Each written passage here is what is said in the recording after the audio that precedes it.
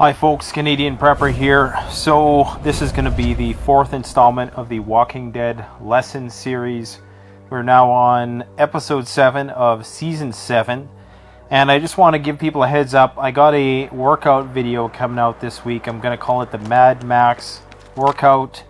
For any of you who are into fitness and prepping and survival, you're not going to want to miss this one. So check it out.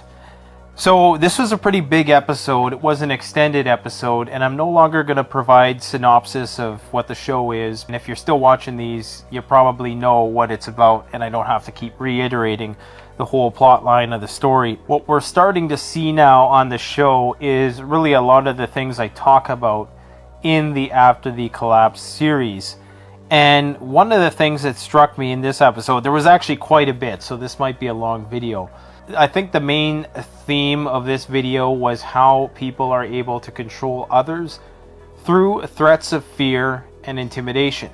And it makes me think about followers, the idea of followers. And I would say the overwhelming majority of people are followers. There can only be one chief and several hundred henchmen.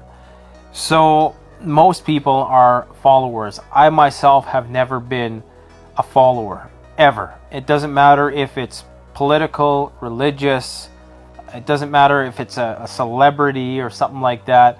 There are people who inspire me and people who I will defend and people I do respect, but nobody I would ever blindly follow without question. So you have these dictators who can only control their subjects with threats of fear and intimidation. And that's what Negan does. And the interesting thing about Negan, and it's something that's actually true, and I can attest to this based on stories I've heard. I work with mental health and addiction, so I hear a lot of gang-related stories about gang violence and how gangs operate and how they try to threaten people into doing stuff.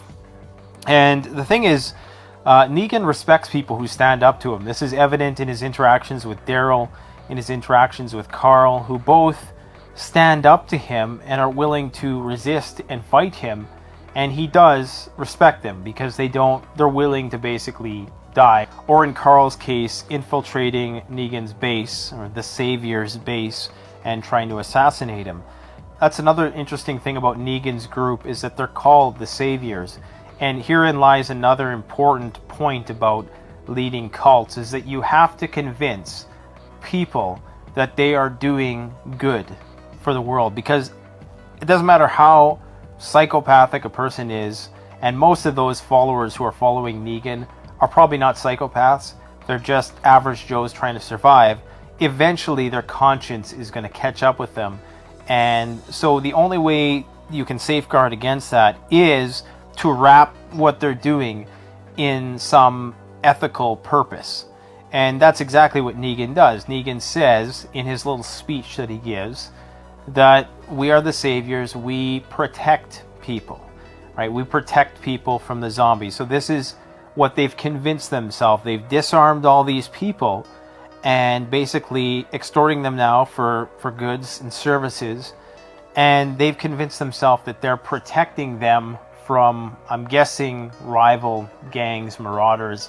I'm guessing that maybe the Saviors might perform a bit of those responsibilities, just like in feudal times where, the king would provide protection from raiders or the lord or whatever it was, these little fiefdoms, they would provide protection to the peasants from the bands of marauders and raiders which lied outside in wait. So that's an interesting angle. Remember, the road to hell was paved with good intentions.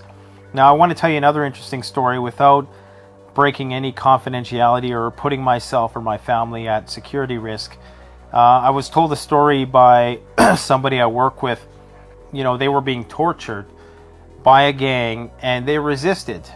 They did not capitulate and submit to the gang's authority while this was all going on.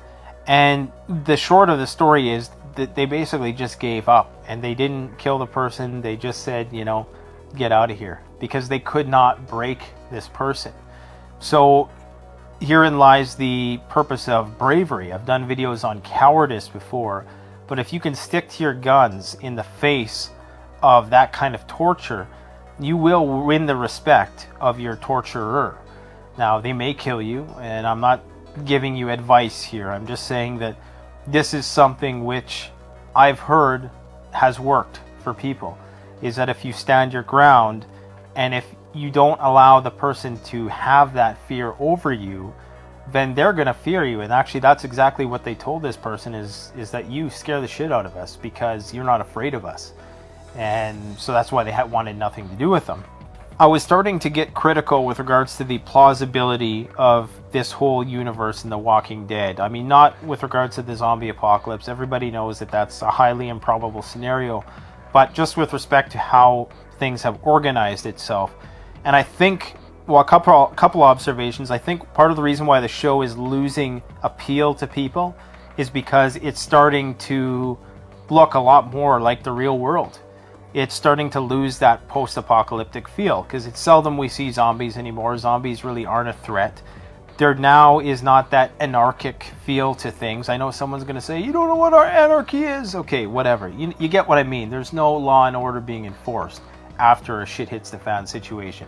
Now you have Negan, who is the new illegitimate law in town, and that's creating some kind of order. As illegitimate as it may be, it's order. And it's just turning into a soap opera where the central antagonists, now the sole antagonists really, are other human beings, whereas before the antagonists were this third party of zombies, right? And that's no longer a factor. If they can bring that back into play somehow, then maybe they're going to regain the interest of the masses. But personally, I'm interested in that reconstructive aspect, and I think they're depicting it quite well. Now, getting back to the plausibility of Negan and the Saviors group, I actually think that that's a fairly plausible thing. There was a time, when I watched the first few episodes of the season where I felt that, no, it would be very hard for one guy to have such sway over so many people. But then I think about the modern day and how easy it is to control people, how people will defend people to the death regardless of what they do, regardless of what they say, and even if it's inconsistent with their values, they'll defend this person to the death because of the whole cognitive dissonance thing. You don't want to, especially if you've invested so much in that group already. The more you invest in the Saviors, like say I'm one of Negan's henchmen and I've been so for 2.5 years, I've deluded myself into thinking that this is the only way to survive. Well, chances are I'm going to continue that because I have so much of my sense of integrity invested in the group that were I to leave now, I would have to look back at that 2.5 years and have a lot of regrets. So it's a safeguard against our own consciousness to just join in and join the free-for-all.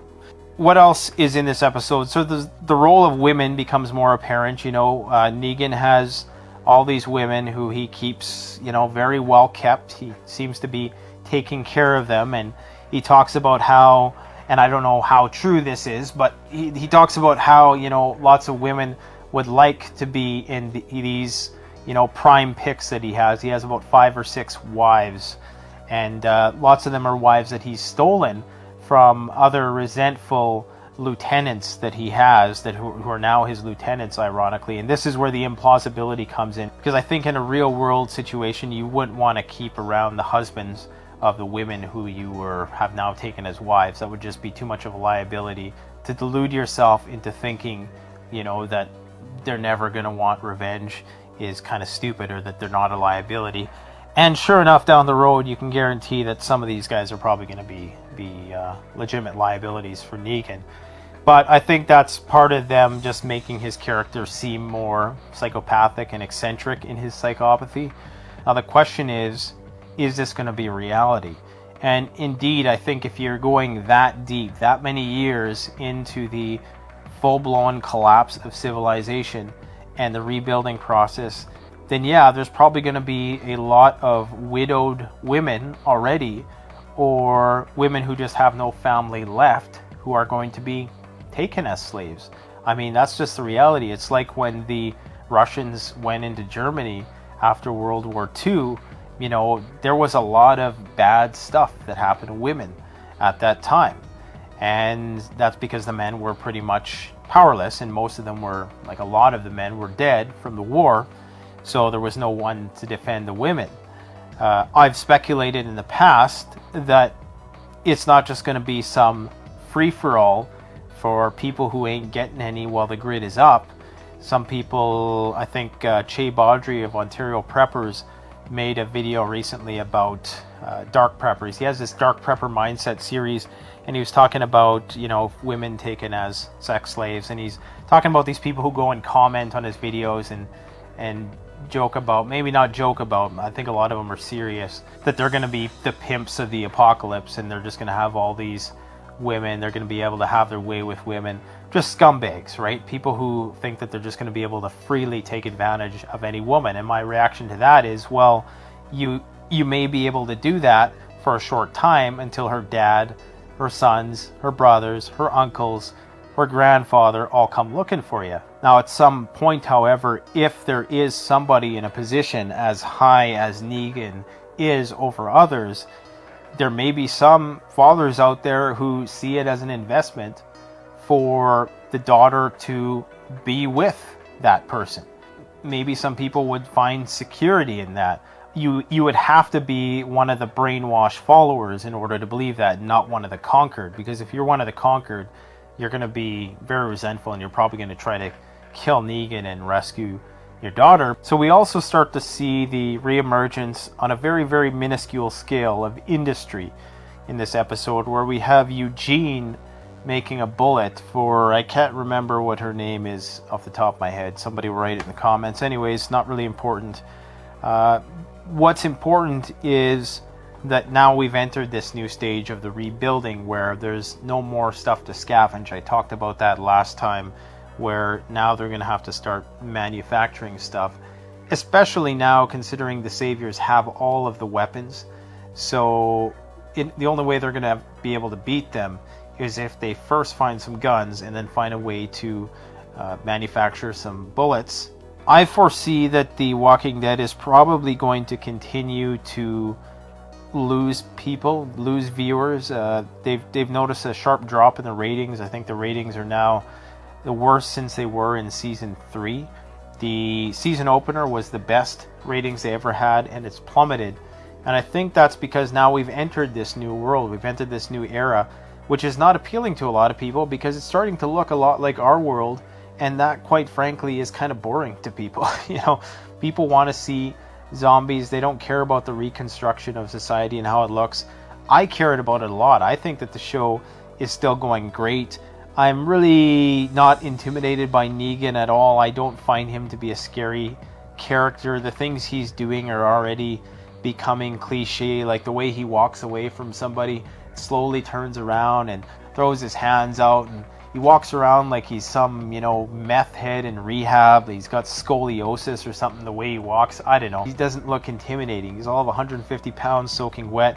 You could probably break the guy in two pretty easily. He doesn't seem like a scary guy to me, in spite of the fact that he does all these things, things that he tries to intimidate people with. Jeffrey D. Morgan, I think he's a good actor, but the depth of Negan's tyranny isn't that great. It's not very convincing for me.